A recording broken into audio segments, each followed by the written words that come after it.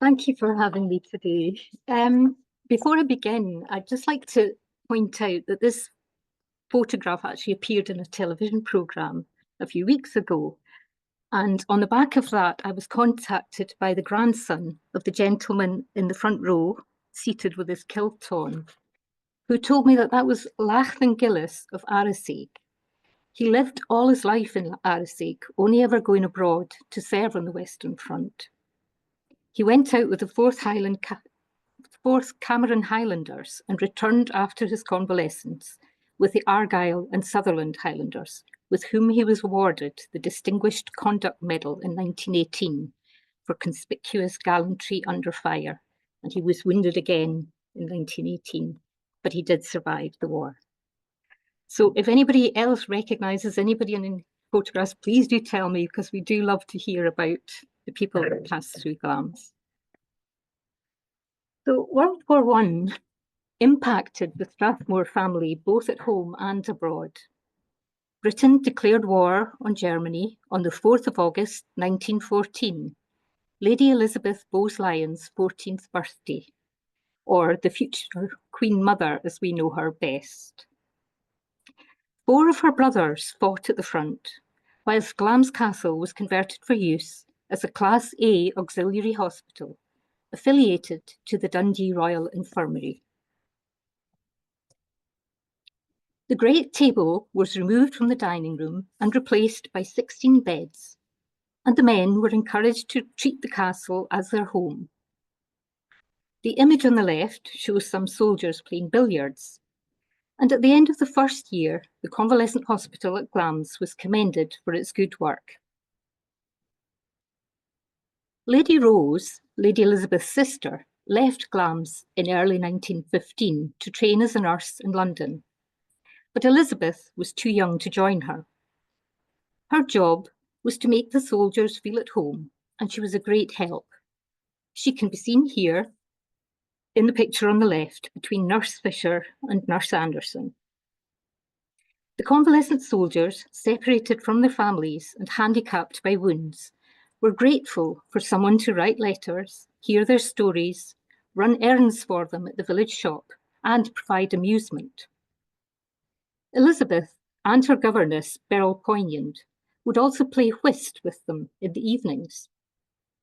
The young Elizabeth fulfilled these needs with care and concern for their well-being, showing the sense of service that was to mark her later life. In addition to assisting the convalescent soldiers, the Strathmore family aimed to provide every man in the local Black Watch battalion with a sheepskin, and socks were packed with presents of cigarettes, tobacco, pipes or peppermints in the toe. And the billiard room became a collecting depot for winter clothing.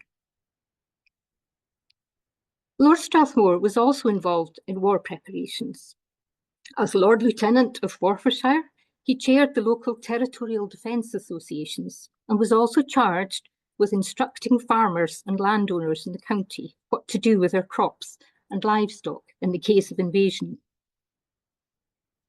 Beryl Poignant, as I mentioned earlier, was the Queen Mother's governess, wrote to her mother that mysterious lights have been seen all along this coast at night and cannot be traced. Forfar is supposed to be a hotbed of spies. Lady Strathmore is very funny. She heard that 2 Dundee butchers, I think it was, were willing to supply sheepskins for the famous coats at a reduced rate. One of them, named Miller, she said she would not employ, as she suspected him of being a spy and wishing to ingratiate himself, and also that his name was in reality Muller.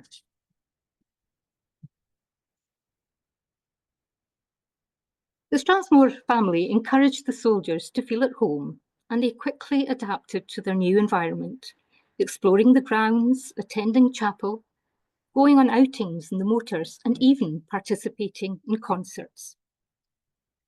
These images show the soldiers relaxing at the castle, which provided a welcome haven for them after the trauma of the front. The irony was that the better care the soldiers received at Glamis, the sooner they returned to the front. The family spent Christmas at Glamis during the war.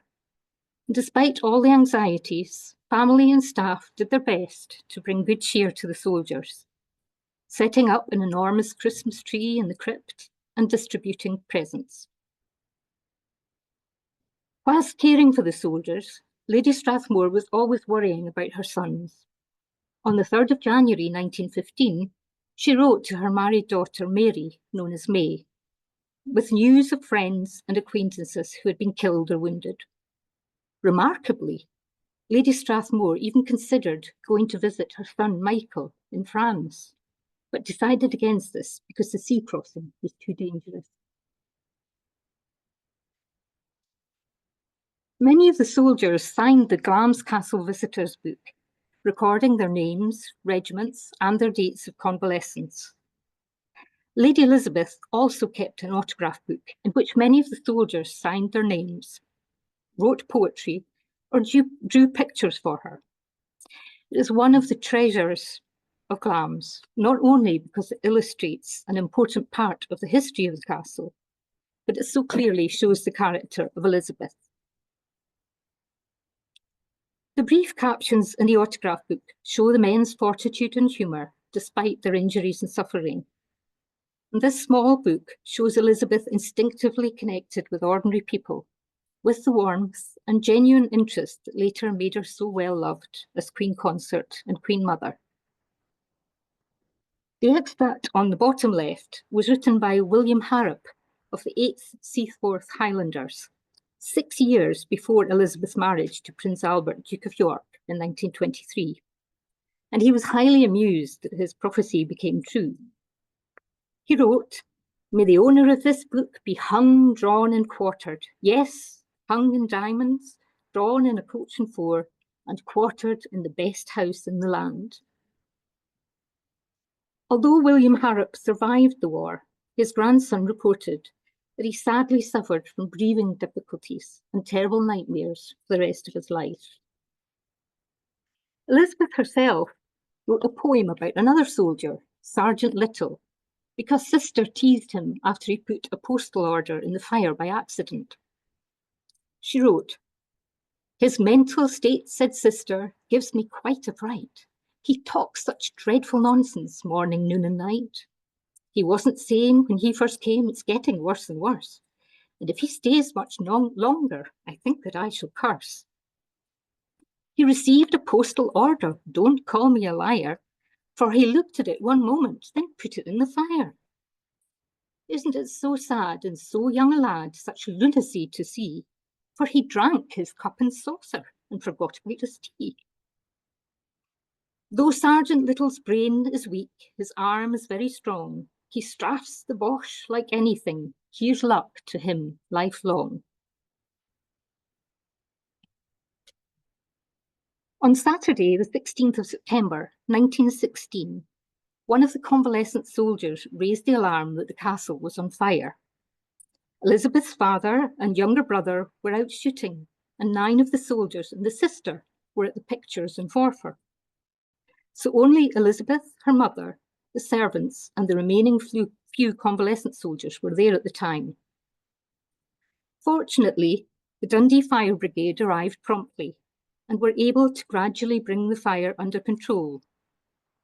When the cold water storage tank in the roof burst, Elizabeth reacted at once and organised a group to brush the water down the stairs away from the rooms.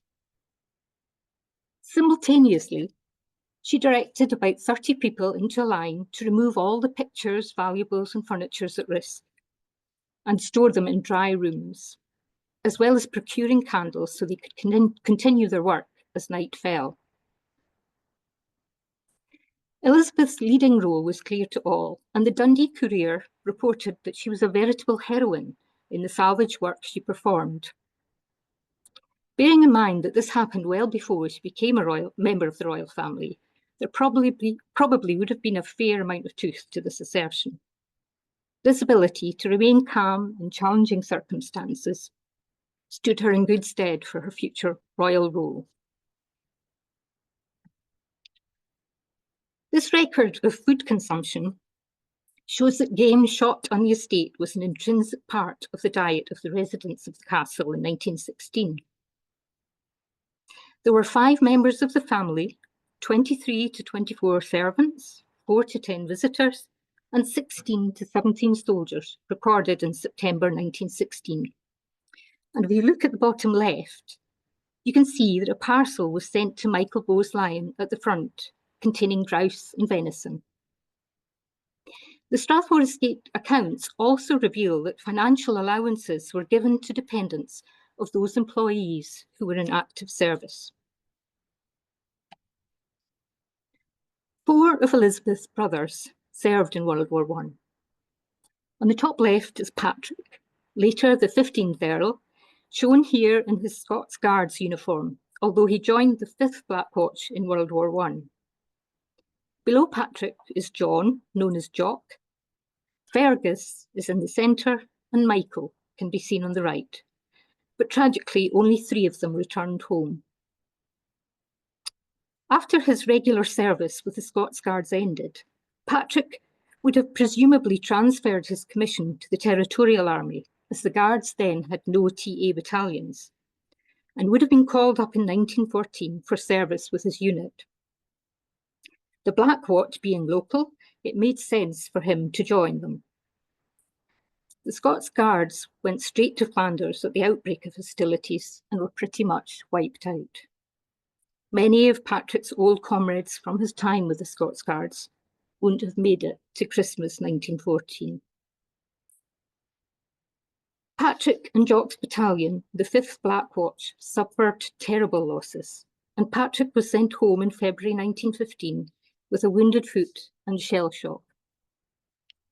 His nervous condition deteriorated, and with it, his physical health. He could not eat and spent several weeks in a nursing home.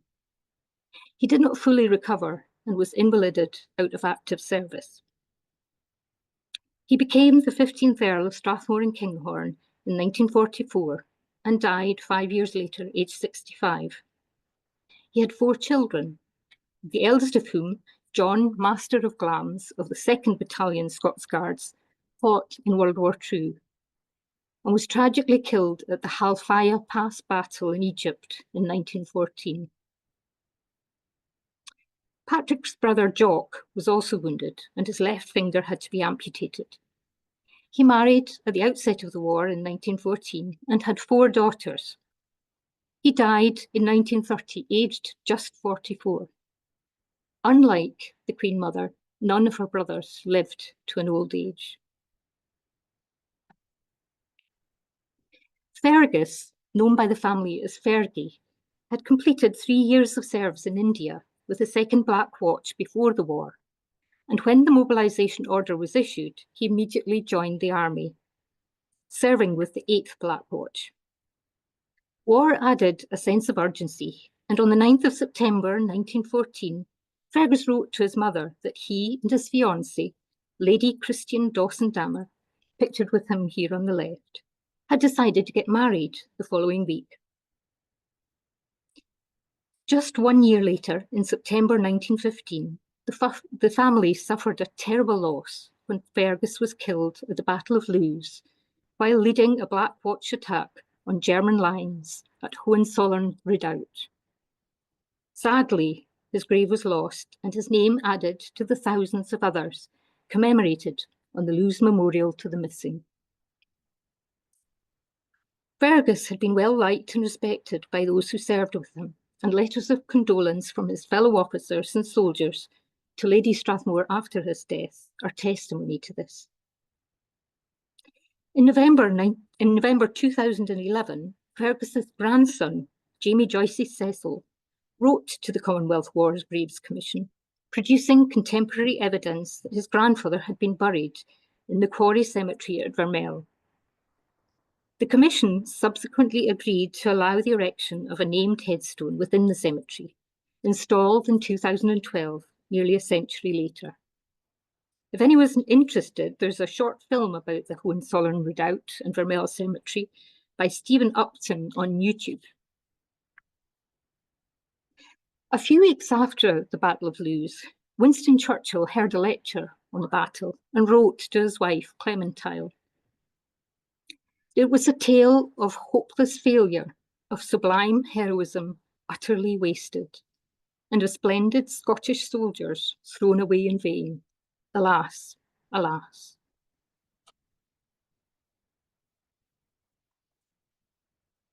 Fergus wrote to his mother from Gratham, Hampshire, in 1915, whilst confined at barracks waiting to go to the front. Movingly, he wrote, "I'm afraid Christian rather worries over it. If I do not see you again, I should like to tell you that I have put you and Lady Portarlington, that's his mother-in-law, as my next of kin, i.e., in case I get wounded, etc. You or she will hear. I do not want Christian to hear, if it is serious. Anyhow, until she's had her baby."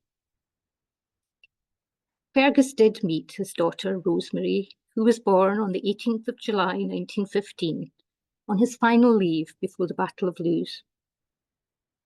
He could be seen with his fellow 8th Black Watch officers here below right, standing 5th from the right.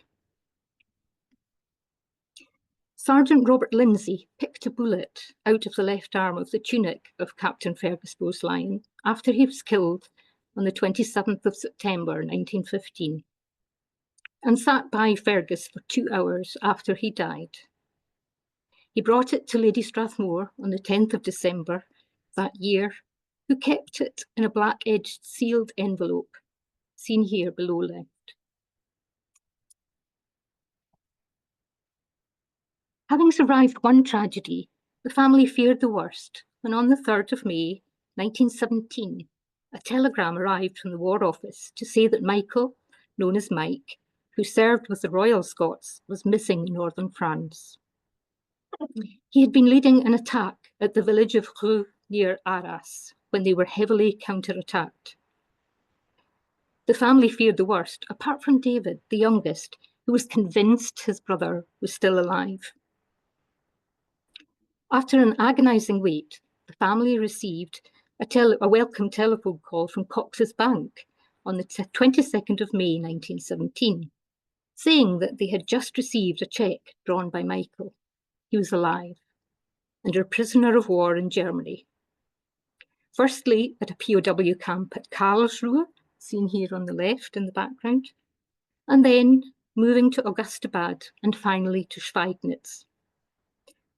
Michael kept a diary for the first 3 months of his capture and recorded life as a POW, which reveals the various hardships he endured in a matter-of-fact and often humorous way.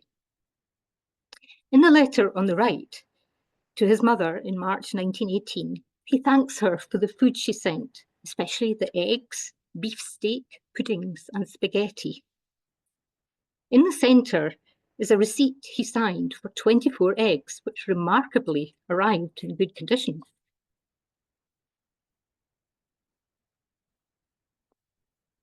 Unsurprisingly, food, or rather the scarcity of food, was a favourite topic of Michael's diary, and the arrival of parcels from home provided a welcome boost to morale.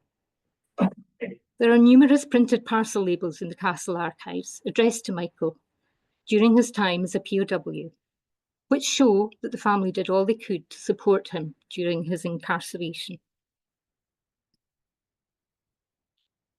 Here on the right, you can see the adieu menu signed by Michael and his fellow POWs at Schweidnitz, which shows that the war had not dulled their spirit. For example, they mention soup comique and pâté mystérieux. And Michael acquired the German postcard on the right, which states greetings from the last day during his time in Germany. Michael married Betty Cator, a good friend and bridesmaid of Lady Elizabeth Bowes-Lyon, in 1928, and they had 4 children. The eldest, Fergus, became the 17th Earl in 1972. Michael died in 1953, aged just 60.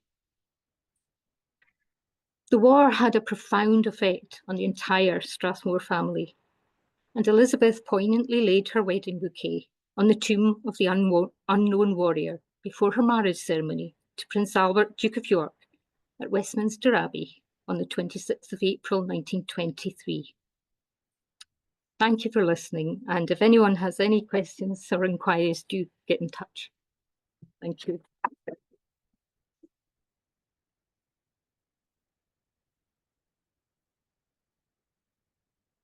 Thank you so much, Ingrid. So we are going to move into our next talk, which is from Lynsey Nairn at Mount Stuart. And Lynsey, if you'd like to come up and join us, that would be great.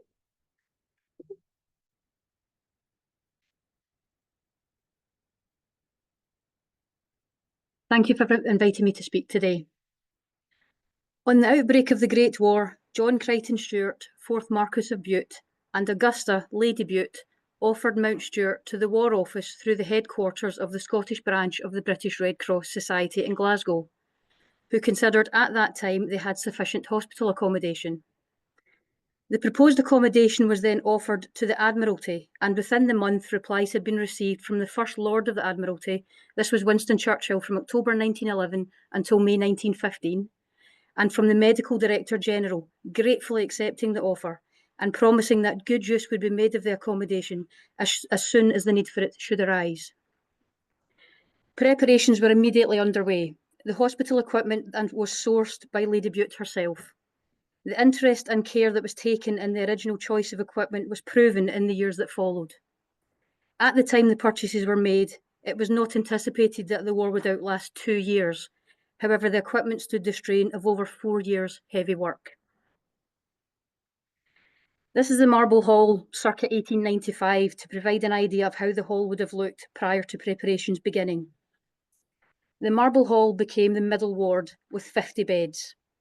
This has shown the influence of personal choice. The broad striped blankets of deep red and blue were always a bold note of colour to brighten the wards. The drawing room, again, this is after the photograph was taken afterwards, but circa 1926, but again provides an idea of how it would have looked around the time of the war. This became the surgical ward with 22 beds. And also the dining room. This is another circa 1926 photograph, and this became the medical ward, again with 22 beds. When these preparations had been completed, there was a delay in the reception of sick and wounded from the fleet. The accommodation, therefore already prepared, was temporarily utilised by wounded soldiers from the 4th Scottish General Hospital at Stob Hill. Lady Bute was at that time attending Stob Hill daily for instruction and training in nursing, and the authorities were invited to send men from the 2 wards in which Lady Bute was working to Mount Stuart for their further treatment and convalescence. And this image shows some of the first military patients in October 1914, alongside Lady Bute in her nurse's uniform. The Isle of Bute was particularly well suited for a naval hospital in the north. On the west coast of Scotland, it was to a large extent free from the alarms of war. At the same time, it is but a short train journey from the Clearing Hospital at Edinburgh, and the difficulty of transporting patients to an island was more than compensated for by the ideal surroundings of the hospital once cases had arrived there. There is little doubt that it was this apparent difficulty of bringing patients to an island site that delayed the authorities in sending patients to Mount Stuart. At the same time, scarcity of beds available for the fleet in the north finally led to a trial being made, and after the transfer of the first convoy, the difficulties of transport were found to be negligible. The first convoy of naval sick and wounded was received on January the 7th, 1915, and this date marks the opening of Mount Stuart as a Royal Naval Hospital. This is a staff photo from January 1915. Lady Bute is standing immediately behind the gentleman sitting on the cushion on the floor, and the gentleman seated in the centre of the photo is Sir William McEwen, the leading surgeon for the hospital. He was born in Bute and was a leading figure in the development of prosthetic limbs, as well as being the driving force behind Erskine, the charity supporting veterans. In the first year, 1915, the average number of patients daily was only 49. This in 1916, it rose to 67, and in 1917 to 84. This increase in the number of patients was first felt in the autumn of 1916 and created the need for increasing the staff and establishment in the early part of 1917. For several reasons, clerical work also increased. As the hospital became longer established, there was an increasing amount of correspondence and, in general, a bulk of papers accumulated that required to be indexed and filed. This also led to an increase in staff. This was a photo of Lady Bute with patients from the medical ward in spring of 1915. In November 1915, St Andrew's Ambulance Association in Glasgow presented a Renault ambulance to the Royal Naval Medical Service. This car was attached to the hospital for service and a sick berth reserve attendant was enrolled as driver. This photo was taken at the stables at Mount Stuart, just a couple of minutes' walk from the main house. As with all hospitals, a daily routine was in place, and with ward visits being made in the mornings and afternoons. And here are some of the surgical ward patients. All convalescent cases were engaged in, or to a certain extent, in hospital work, which conduced to both health and discipline and occupied them from 1 to 3 hours each day. Each week, a party of 4 men were to lay tables, bring up the meals, and help to wash up. Other fatigues included work in the wards, polishing the floors and brasswork, and keeping the lavatories and wash places clean. Occasional duty included stretcher work, namely the carrying in of cot cases on admission of convoys and carrying of cases to and from the theatre on operation days. In particular, it is noted that the patients' quarters were spring cleaned by the men themselves in the early summer of each year. Only for the marble hall was it found necessary, on account of its height, to employ any outside help. The conservatory was turned into an operating theatre.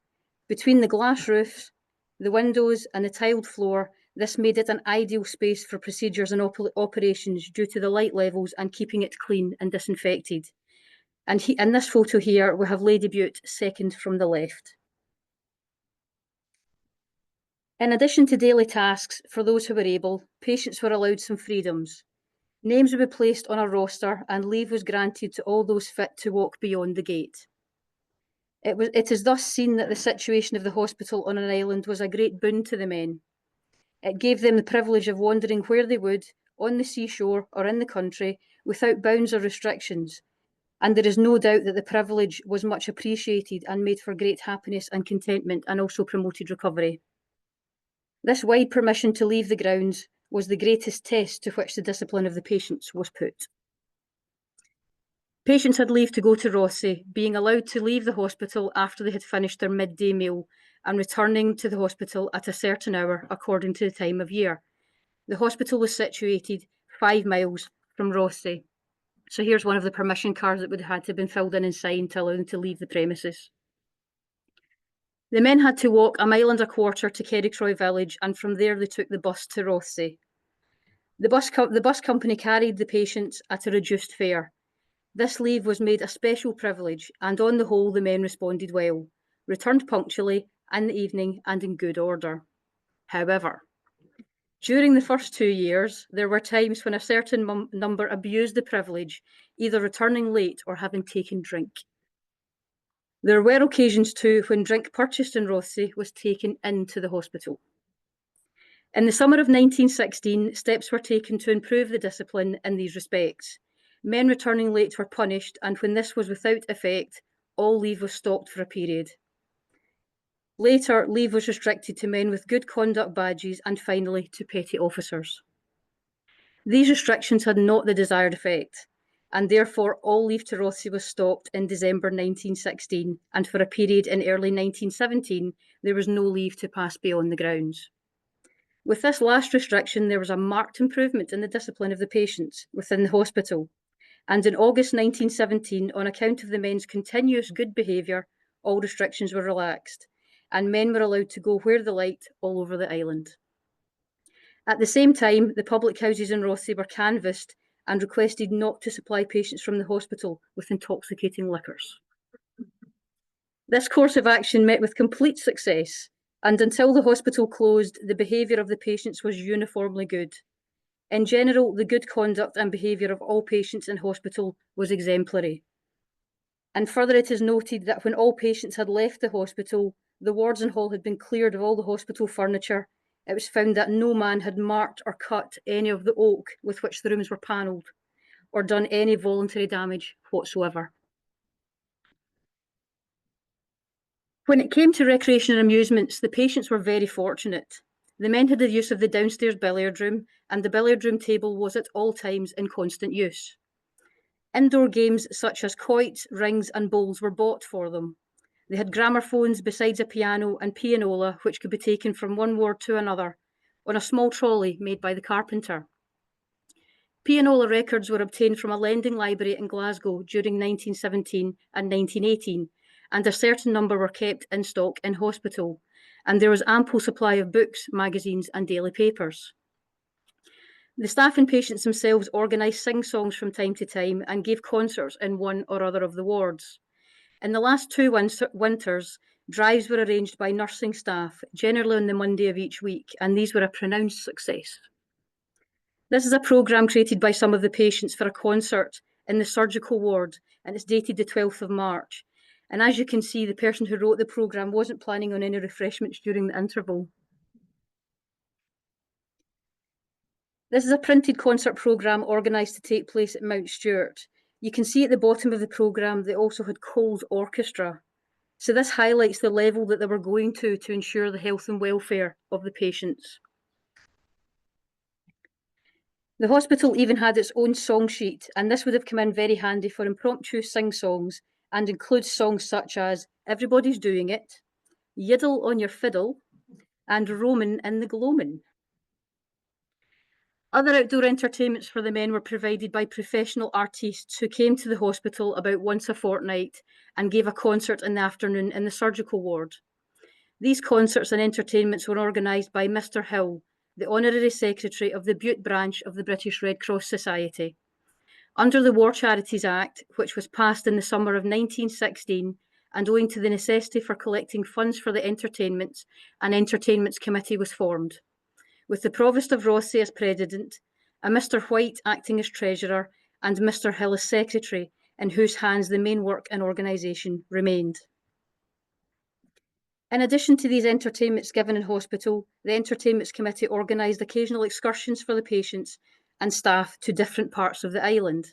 From time to time too, the patients were treated in Rothesay to cinema shows, special matinees and other entertainments, through the kindness of Mr. Eskdale and later of Mr. Watson, managing directors of the Empire Theatre. Here are some of the staff and patients enjoying a performance outside the Winter Gardens in Rothesay of summer 1917. So this is on the front. Oh, sorry, what's happened there? Sorry about that.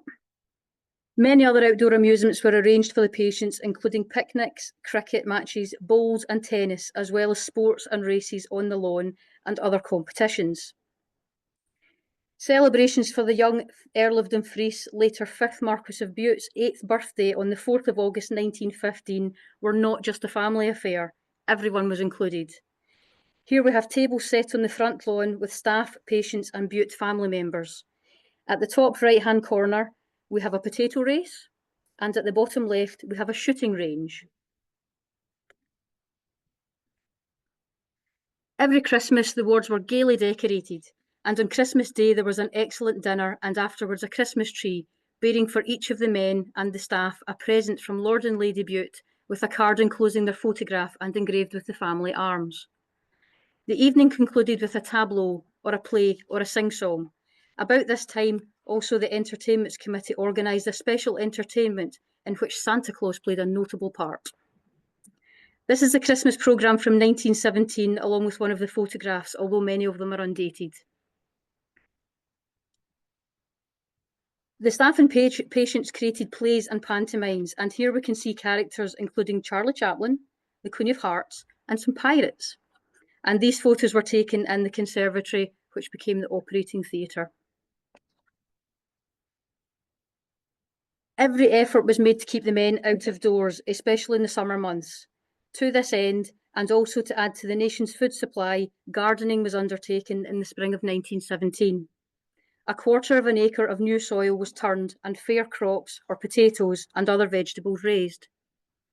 The activities of the patients and staff were directed in several directions at different times. In February 1917, £150 was collected from the inmates of the hospital for war savings certificates in a Rothsay War Savings Week. From June 1917 onwards, all waste paper in the hospital was collected and sold to the paper mills in Glasgow, and £12, 10 shillings received from the waste paper was expended in providing games and amusements for the patients. In the summer of each year, the hospital assisted in collecting funds for the Red Cross Society. On these occasions, articles made by the men in hospital were sold by the men themselves at their stalls, and in the Red Cross Week in 1918, £100 was thereby raised for the Red Cross funds. The officer patients had the use of the upstairs billiard room. For those whose convalescence was well advanced, there was a variety of out-of-door sports and amusements. In the summer months, there was fishing in the lochs near the house, and frequent expeditions were made to Loch Queen near the west side of the island. The boats and the boathouse were at their disposal, and they could row or fish in the sea. In the winter months, for those who were able for it, rough shooting was to be had in the grounds and woods near the house, while those who preferred to play golf could do so in the golf links near Rothsay or Cocatan Bay. All the interests and amusements of the country were in fact at their command. Some of the men also took to drawing, and here are just a couple of the drawings that we have in the hospital collection at Mount Stuart, just to show you some of the amazing skills that they had. At the time when fuel became scarce, everyone assisted in collecting timber and cutting up wood for burning in the hospital as well. So everyone kind of mucked in and did everything that needed to be done to ensure the smooth running of things. Officers' relations were frequently invited to stay at the house for shorter or longer periods. Many others took rooms in Rothsay and came daily between 2 and 6:30 p.m. and were allowed to have tea with them. Friends and relations of the patients were allowed to visit them between the hours of 2 and 4 p.m. in the afternoons. Permission to visitors to pass the gates were given on cards by Lady Bute, or in her absence by the matron, to any patient at his request, each patient being allowed 2 visitors at one time. The final report of the Bute Entertainment Committee was issued on the 31st of December 1918, and it begins by providing an overview of the year's events and gratitude to all who were involved. There is also a special thanks to Mr. Watson of the Empire Theatre, a note of monies raised, and billiard matches between patients and several local players that proved highly interesting to all concerned. The Entertainment Committee's final concert took place on the 26th of December in view of the early closing of the hospital due to the cessation of hostilities. Each patient and member of staff received presents, and it was hoped that they would prove to be pleasant souvenirs of their stay at Mount Stuart Royal Naval Hospital. The hospital also received a number of gifts. Her Majesty Queen Alexandra sent a box of cigarettes with her picture on the lid to every man of the Expeditionary Force in hospital on Christmas Day 1914. Her Majesty Queen Mary sent a large gift of tobacco and cigarettes from her Needlework Guild, each packet bearing her monogram. From the War Library, Surrey House, Marble Arch in London, came several gifts of books and magazines. Gifts of money totalling approximately £33 and 8 shillings were received and expended on Sunday extras for the men, such as fruit, honey, music, games, tobacco and cigarettes. Messrs Cadbury & Co. sent a yearly present of chocolate for the patients and staff. Other presents received by the hospital included 8 wheelchairs, a football, playing cards, walking sticks, pipes, cigarettes, tobacco and 4 gramophones, one of which came through the Navy League. A glass trolley presented by the mother of a naval officer in memory of her son lost in HMS Pathfinder, and a piano player given by Lord Column, Crichton Stuart. Many donations of food such as bread, sweets, jams, jellies, rabbits, games and vegetables were received for the hospital, and throughout the 4 years numerous smaller gifts were sent and were gratefully acknowledged in the local papers. Shortly after hostilities were ceased, the Admiralty wrote to Lady Bute, Madam, I am commanded by my Lords Commissioners of the Admiralty to inform you that it has been brought to their notice that you have decided to close Royal Naval Hospital, Mount Stuart, Rothesay, Bute in January 1919. My Lords desire me to express to your Lordship their grateful thanks and their very deep appreciation of your great generosity in providing for a period of 4 years and entirely at your own expense hospital accommodation and treatment for sick and wounded naval officers and men. I am to add to the administration of the hospital has left nothing to be desired, and the help thus rendered by the British Navy in a time of great emergency has been of inestimable value. 2,100 patients were admitted to the hospital. Augusta was awarded a DBE for her efforts in creating and running Mount Stuart Royal Naval Hospital, and this was a fitting end for facilities provided on an island. Thank you very much.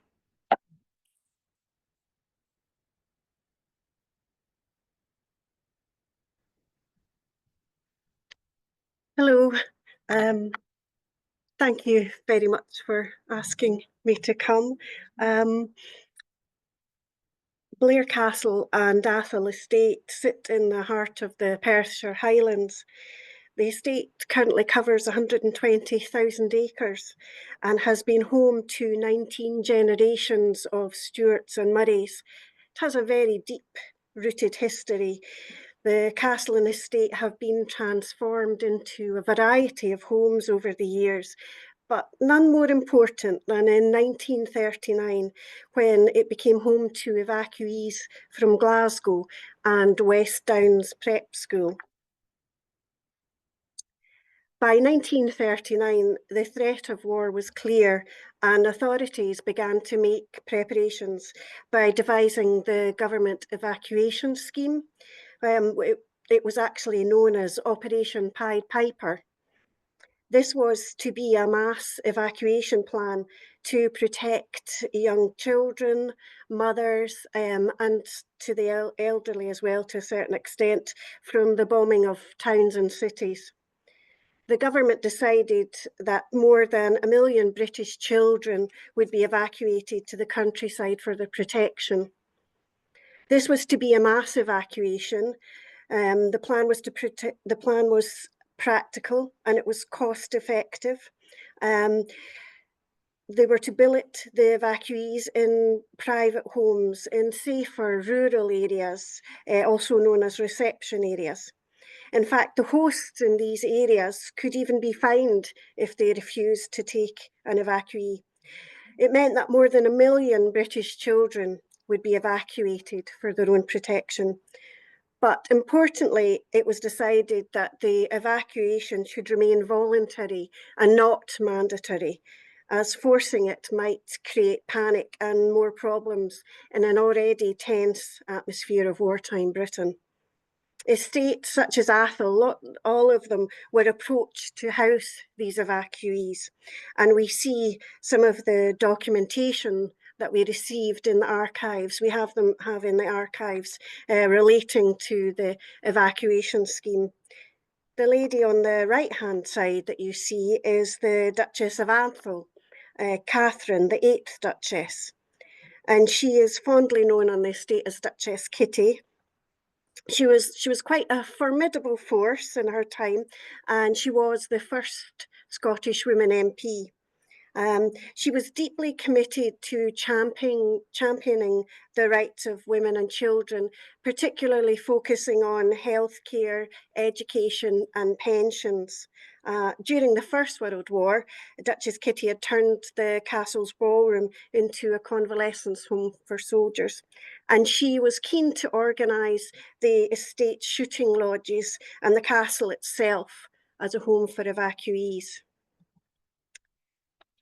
September 1939 saw the arrival of mothers and children from Glasgow.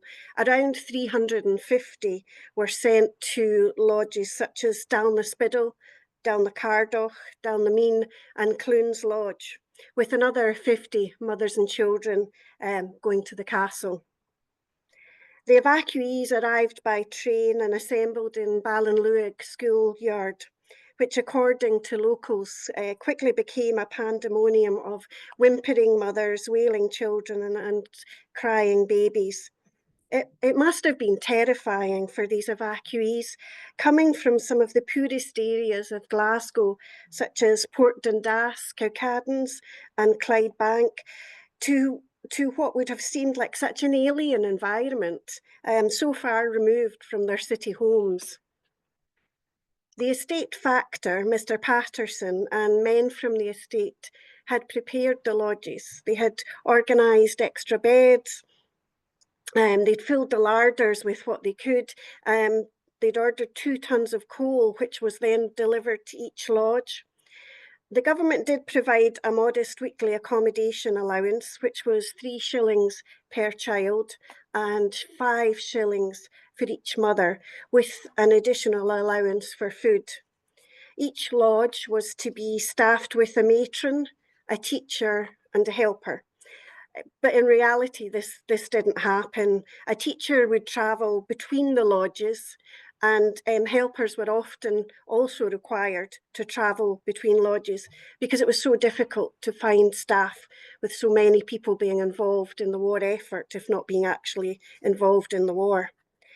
However challenging it was to find staff, it was also extremely challenging to feed the children and the mothers. The local gamekeepers often supplemented the larders with rabbit, venison and lamb.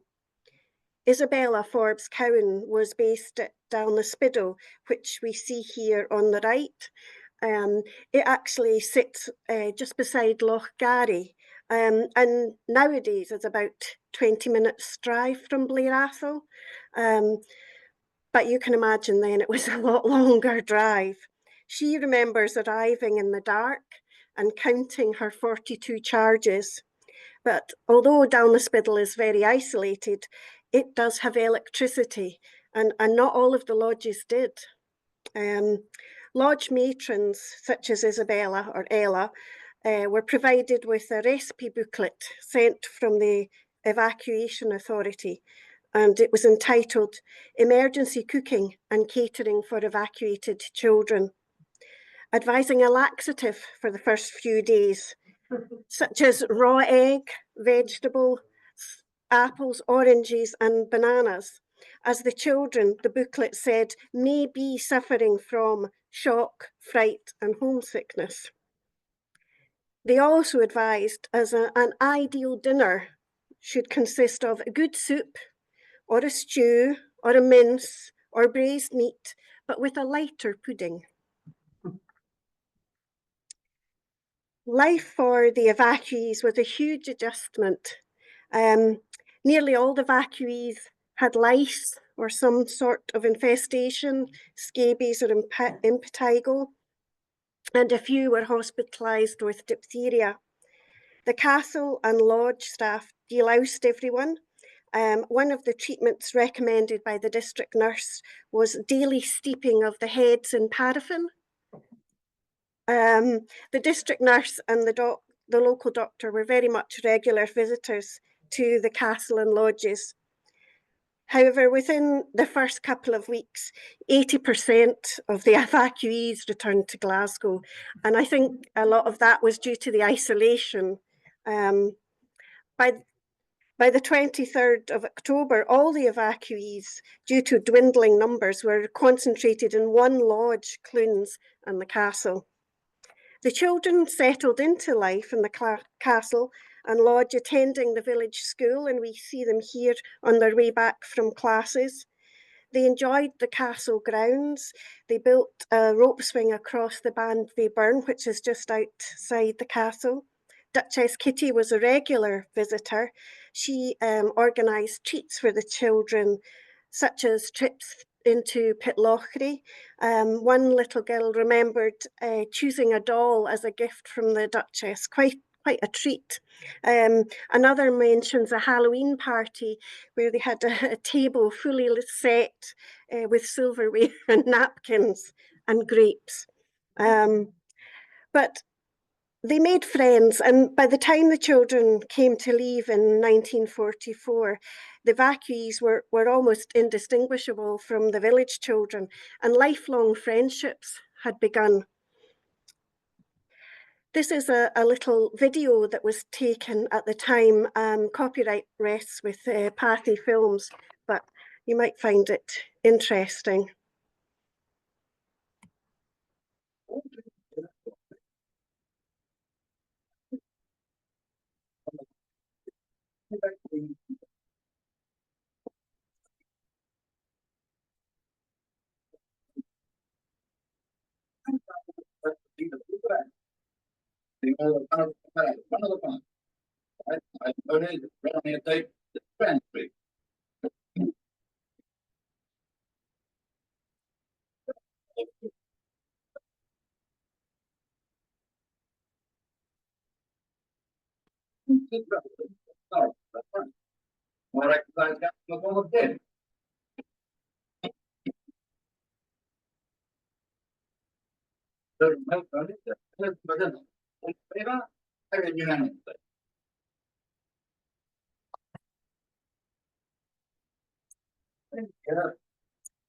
So the headmaster, this is West Downs Prep School, and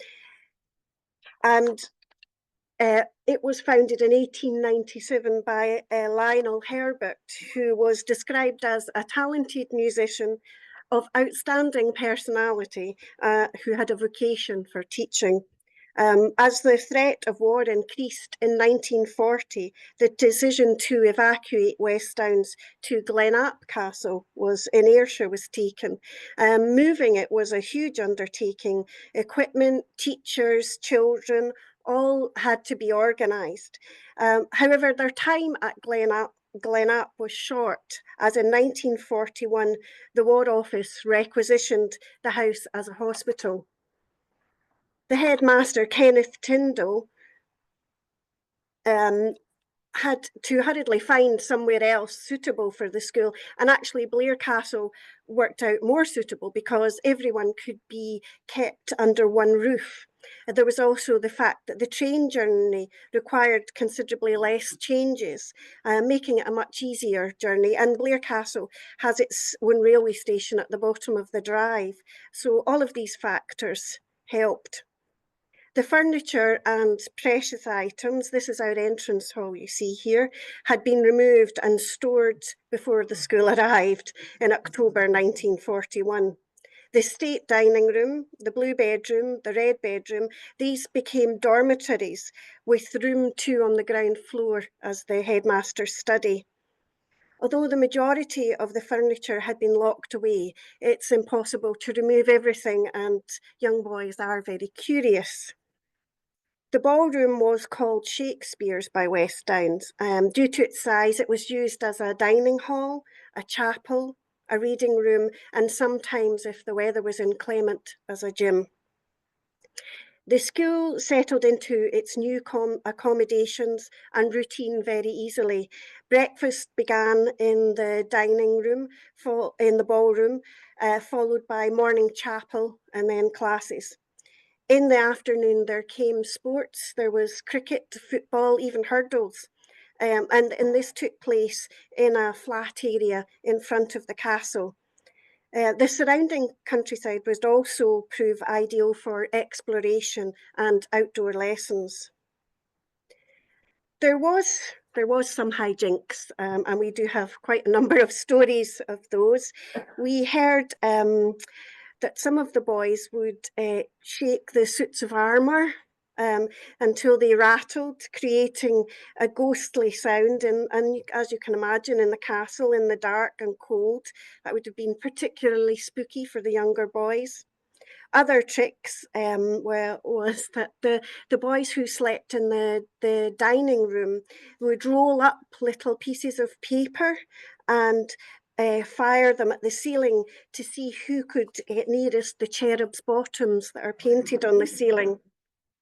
One pupil who visited the castle recently, he told us about the marble run, where they rolled the marble from the third floor along the edge banister of the spiral staircase all the way to the ground, which, as you can imagine, gathered quite an amount of speed before it hit the wall at the bottom of the headmaster's study. And then you had to be, he said, you had to be able to run fast.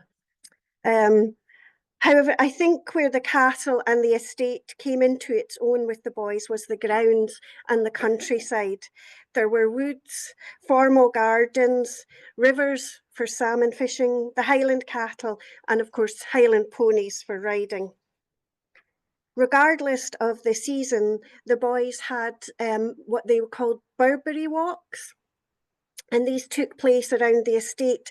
They wore their Wellington boots and their Burberry jackets, which were the attire for Oxfordshire weather conditions.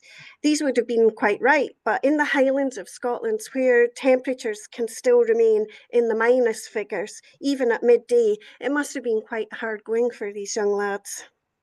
One of the interesting stories, I think, and definitely my favourite, was the building of the Cresta Run for toboggans, which was in Raleigh Park Field, just beside the castle. Apparently, giant snowballs were created and rolled together, then shaped on the hill into a slide-like form. They then poured water down it so that by the next morning, when it had frozen overnight, it was a really, really fast track for sledging. The gentleman I spoke to remembered waiting with great excitement at Blair Castle station for the arrival of his sledge that his parents had sent. The boys also put on plays and concerts, such as the Tempest in the ballroom, but they also used the outdoor moors and the forest as a backdrop. Diana's Grove, which is our wilderness forest just by the castle, was a perfect setting for A Midsummer's Night's Dream. The only time there appears to have been any conflict was with the locals, with the local villagers, was when West Downs played sports on a Sunday. At this point, the Highlands were then still strictly following the Sabbath as a day of rest. There were issues with some of the boys, for example, when they broke into one of the lock store's rooms. They played with a number of the antique objects and some items were removed. On this occasion, the Duchess was made aware and a punishment was dished out by Headmaster Tyndall, and the Duchess agreed that it would go no further. The main problem seems to have been similar to that of the evacuees, which was the difficulty in finding staff. The majority of the teachers were elderly, in that they should have retired several years earlier. There were also some ex-military staff. Some stayed for longer, some weren't quite so suitable and didn't stay. Parents often visited, both for the evacuees and for the West Down boys. Some stayed at the castle, which I think would have probably brought quite a welcome respite from air raids and anti-aircraft fire. West Downs had a long history with scouting, and one of the excellent scoutmasters was Harry Ricardo. Harry was known for his ability to make up the best scouting games, utilising all that the landscape had to offer. He had one particular game known as Smugglers and Excisemen, which was very popular, and it required a playbox to be smuggled through a variety of locations without detection. The castle had no central heating, still continues to have no central heating, and one of the scouts' jobs was splitting and carrying logs into the dormitories and into the headmaster's study. The castle ballroom has a minstrel's gallery, and apparently that was just the perfect spot for scouting lessons. Here they practiced tying knots, folding triangular bandages, and brushing up on their orienteering skills. The painting that you see here was actually painted by Harry Ricardo. when he taught at the castle, and it was recently donated to the collection. The school was still at the castle when VE Day arrived, and they celebrated with the day off from lessons, and they built a huge bonfire.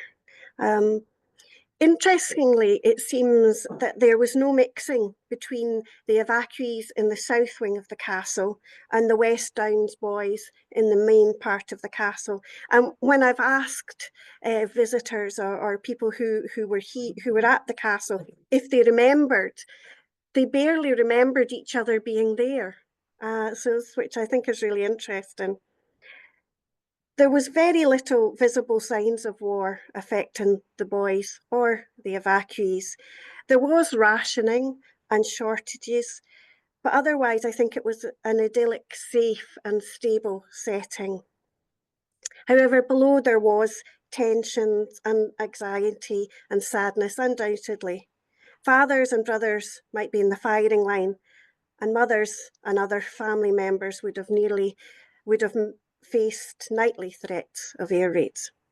Visitors often come to the castle with memories of their time as an evacuee or West Downs boys, and they always seem to remember it with great affection. World War II brought tremendous sacrifice and loss, and I hope my talk has conveyed my respect for that while offering a glimpse into the lives of the evacuees and the boys of West Downs Prep. Through their memories, I hope to shed a little light on their resilience and their daily lives amidst such extraordinary circumstances. Thank you for listening to me today.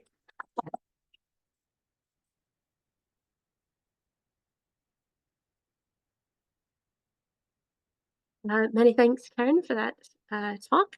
And our last presenter of the day, we have Kenneth Whyte coming up from Inveraray. Thank you. Please come out.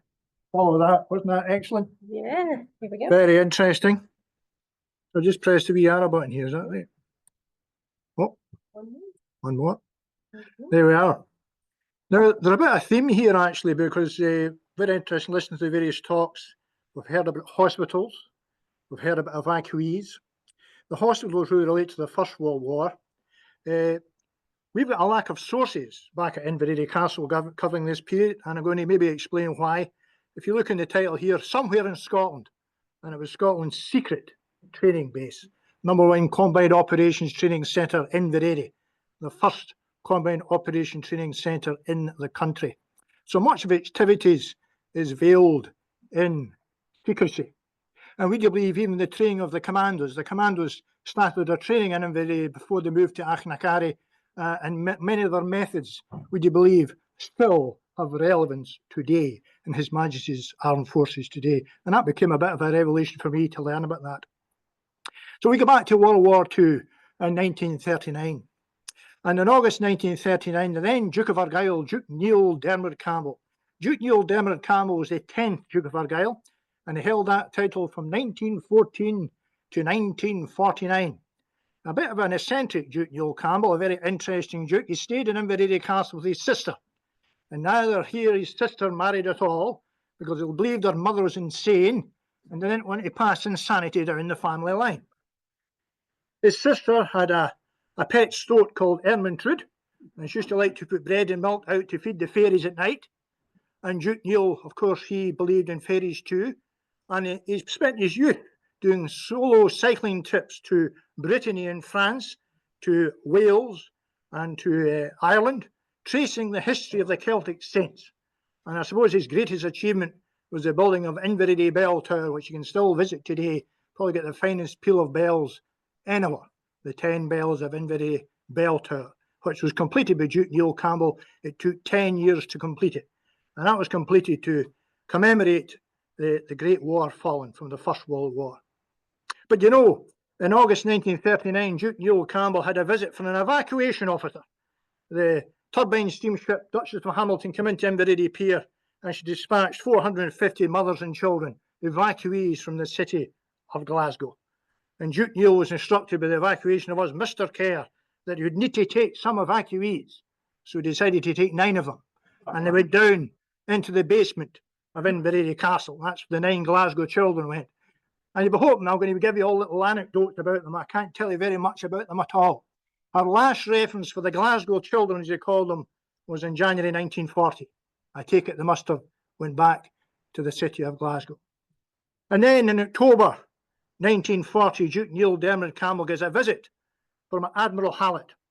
And Admiral Hallett had in his hand requisition orders under the Requisition Act 1939.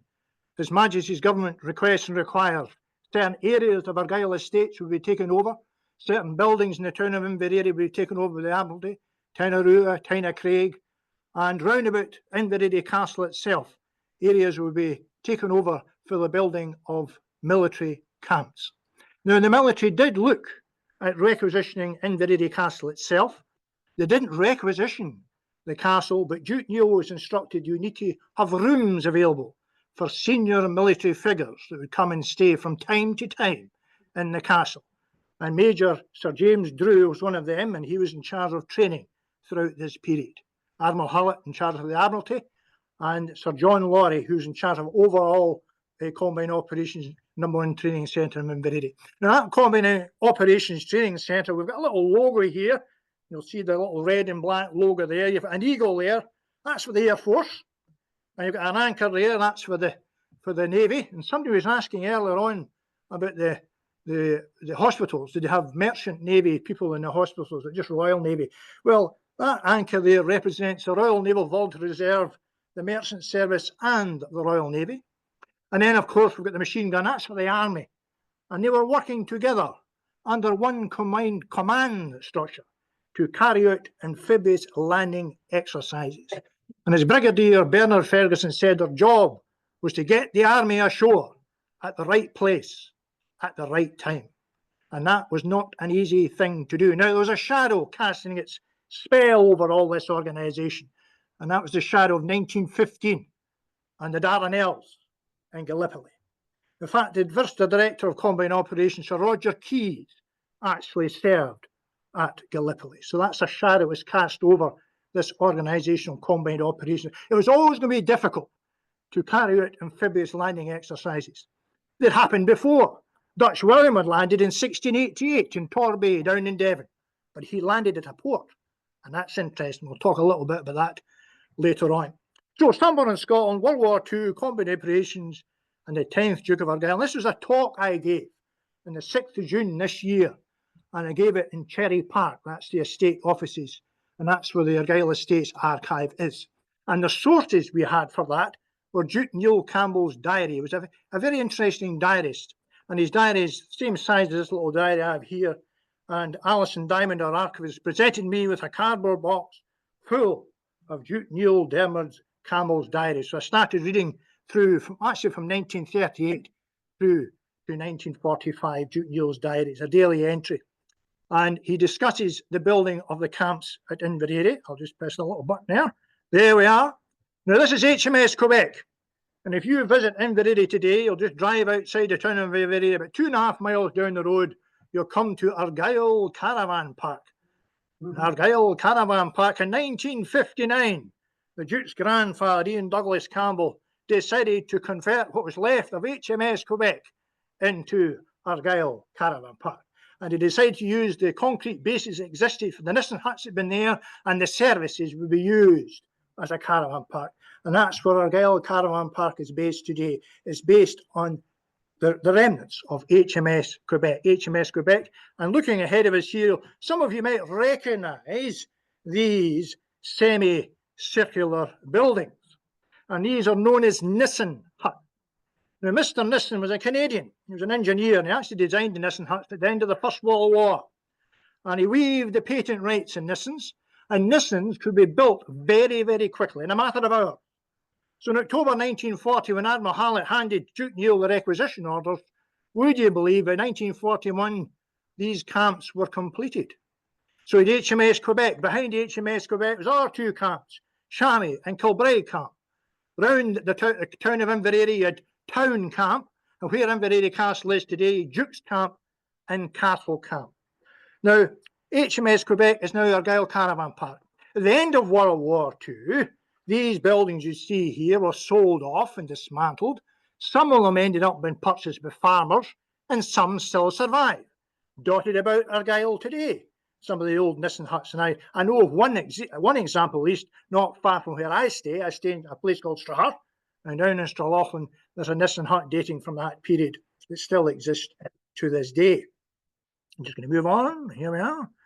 Now, here we have a couple of a small piece of equipment here. This is a landing craft assault here, a very small piece of an LCA. I think it had a draft about 9 inches. The British developed this LCA. Now, combined operations, as I said, the shadow is the Mesopotamian campaign in 1915, but the military authorities were very interested in the concept of amphibious operations. So even during the 1920s, they were looking into this possibility of amphibious operations, and they did experiments with different types of landing craft. And then we have come to the Japanese involvement in Manchuria in the late 1930s, and we believe the Japanese had developed a fully fledged 12,000-ton landing craft tank with a landing craft sailing at the stern of that particular vessel, and that alerted the military authorities that they need to do a lot of catching up when it came to the developing of different types of craft. And Lough Fyne, and you're actually looking out onto Lough Fyne here, an HMS Quebec, an Admiralty station, and of course the Admiralty, they named their base stations after a ship. And when you went to HMS Quebec, you boarded HMS Quebec. When you went and leave, you went ashore from HMS Quebec. It was all naval parlance in HMS Quebec, even though it was in the land. This was for the maintenance of this type of equipment here. But the equipment changes as we go through the period, and we have the benefit of hindsight today. For 1944 is 80 years ago. We know what happened in the 6th of June 1944, but in this period here, well, there's somebody trying to phone me. I don't know who this guy is here. I'm bored already, you say. Be quiet. So this is a maintenance facility here, and you can see a bit of equipment here pulling ashore here, doing a bit of maintenance on an LCA. Okay, next one here. Now, here's an interesting photograph here, because if I was to take you to Inveraray today, and we were standing there, we could look around there, you can see just way in the distance here, the First World War, the Killick Brown Memorial, there's an 8th Battalion, Argyllshire Highlanders soldier there, and another plinth there, bronze, and that was unveiled by Duke Neil Dermot Campbell in 1923, I believe, and looking around there, a bust, probably one of McBrain's, and a young boy leaning over a railing there. If that young boy is still alive today, he's nearly 90 years of age. And after my talk, Alison did a wee thing down in the town, and we managed to gather together some people who are still alive today, who are children back then, and they talk about the experience of being in Inveraray during World War II, the experience of how the troop formations maybe would change every 3 weeks, and it was brigade trained. They trained, and then 5,000 groups would come, and then they'd be trained, and they would go away again. So there was a large turnover of troops. This is this guy trying to phone me in. Persistent, isn't he? There was a 2,000-seat cinema in Inveraray. 2,000, would you believe it? And the very latest films were shown in that cinema before they were released anywhere else. And the local population could go to the cinema if they wished. The children went to the cinema if they wished.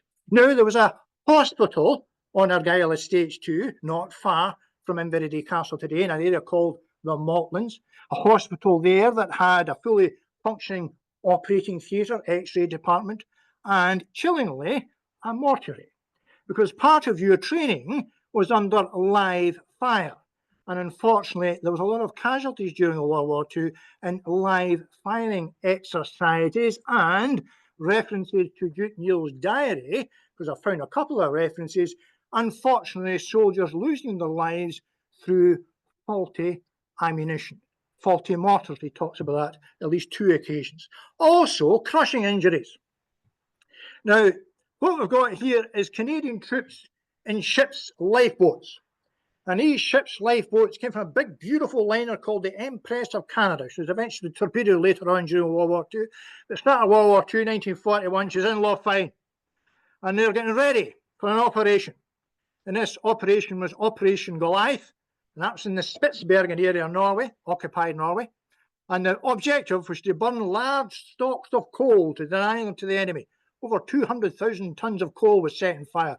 You wonder what the environmental cost was for World War II when you think about things like that. Well, do you know that operation was very unusual because there was no casualties, would you believe? No casualties at all, a complete success right at the beginning of the war. The Spitsbergen raid, Operation Goliath. And actually, they did use the ship's lifeboats for that operation. And part of your training when you came to number 1 CTC at Inveraray was learning to row naval fashion. That was part of your training. Next slide. Here's a silhouette. Now, it might not make much to you, and especially when I talk to younger members of my team, it's important to get across them just how big our British merchant naval force was at one time. All the British merchant navy companies, there used to be many of them Scottish owned, and this belonged to the Glen Line, this ship. She's called the Glengyle. She was built in 1939 by Callandon's in Dundee.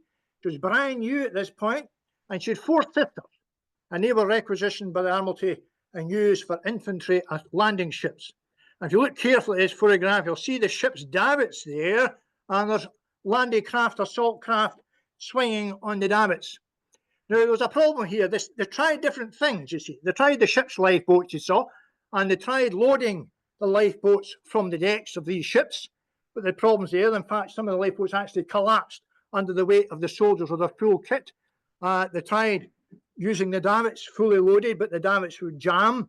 So they ended up lowering the LCAs onto the water and then sending the men down the side of the ships using scrambling nets down in the side of the ships. And this is really where some of the injuries come from that we've got reference to in the hospital. And these elderly people today who talk about the hospital mention the crushing injuries and the amputations because guys get crushed between the side of the ship and the LCAs. Now, here you think of the 6th of June 1944, there was not great weather. We know that Dwight D'Eisenhower cancelled the operation and then decided to go. And there was quite a swell that day. It was very, very cold. And a lot of casualties just trying to get into these LCAs. And these ships were both 8 miles off the 5 designated beaches at Normandy. 8 miles off. So the LCAs, which were actually quite small vessels, had to make their way into the Omaha, Utah, Juneau, Sword and Gold beaches in the 6th of June 1944. So it was a complex operation. This ship is referenced by Duke Neil. He actually spent some time aboard the Glengyle here when she was in Lough Fyne. And he talks about Major General Sir James Drew, who I mentioned in charge of training, way off in the Glengyle. And he'll be trying out nighttime exercises, landing at Arnault, landing over the other side of Lough Fyne, what Duke Neil called the McLaughlin Lands. Newton, that was a favourite area they used for landing all throughout during World War II. You can see when you study this, they were writing the training manuals as they went along because there's nothing else to reference to through this period. And when you look at the period itself, October 1940, Duke Neil's given the requisition orders, 1941, Operation Goliath, the Dieppe raid, Operation Chariot 1942, a very sad event, huge casualties there, nearly a brigade wiped out, Canadian troops, huge casualties in 1942.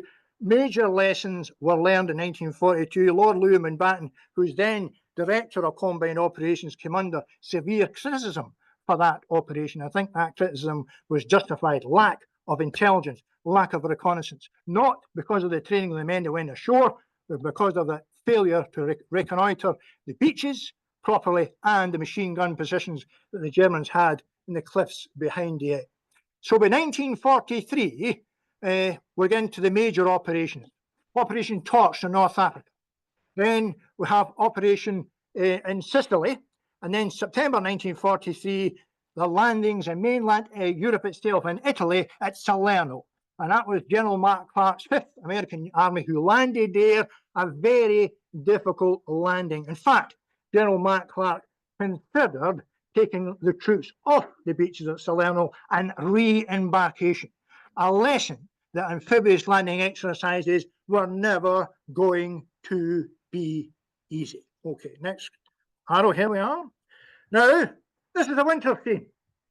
We're looking out Lough Fyne again, and you'll see a silhouette there away in the distance there, a little ship, a little single funnel on her there. She was built by the Booth Line by Cameleers in Birkenhead in 1931, and she was the Hillary, the steamship Hillary.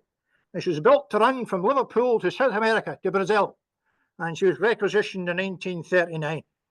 She was about 450 feet long, and she had a special purpose. HMS Hillary. Because when she was requisitioned, first of all as a troop transport, but I think she was probably too small for a troop transport, they sent her back into civilian service for a short period, and then the Admiralty requisitioned her again, and this time they reconverted her into an HQ ship. Now, what's an HQ ship? This takes us to communication. Now, my job as a guide at Inveraray Castle, I'm sure perhaps Blair and all the other castles use them to use little two-way radios, you know, little two-way radios. We have them here in our belts here, two-way radios. We call them walkie-talkies. And that's how we communicate with about the tours coming in through the castle. Now, the HQ ships here were full of 1940s wireless technology. And they commissioned an American company, Motorola, because they needed a radio that the troops could use that would be portable, that they could take with them on the LCAs. And when they got ashore, they could communicate with the HQ ships on their progress. And this was a major task. And Motorola come up with a radio they called the talking radio. And the troops called them the walkie-talkie. Now, these radios are large, bulky pieces of equipment. They were operated with valves. And the two electrical systems, there was a dry battery system and a wet battery system. And the wet battery system was powered with sulfuric acid batteries the soldiers carried on their backs. And these batteries did leak, and the soldiers experienced burns on their backs. But that information was absolutely vital, because that information came from the beachheads out to the HQ ship, and Hillary had sister ships too, HMS Glamis, HMS Bilbao, USS Ancon, USS Baycroft off the beaches. Hillary was off Juno Beach in 1944. And all that information is taken and ends up down in Southwick House in Southampton. And in that house, you know, a Georgian mansion down there, you can still see it today, there's a large wall. And on that wall are 8x4 sheets of birch plywood. And painted on that plywood is a map of the Norman coast. And on that map, you'll see Omaha, Utah, Juno, Sword and Gold Beach. And the Wrens would take information they'd managed to decipher up the stairs, and in that room was Dwight D. Eisenhower, the US Supreme Allied Commander, Bernard Law Montgomery, and Admiral Bertrand Ramsay. And slowly but surely, the Wrens would take little pieces of painted plywood.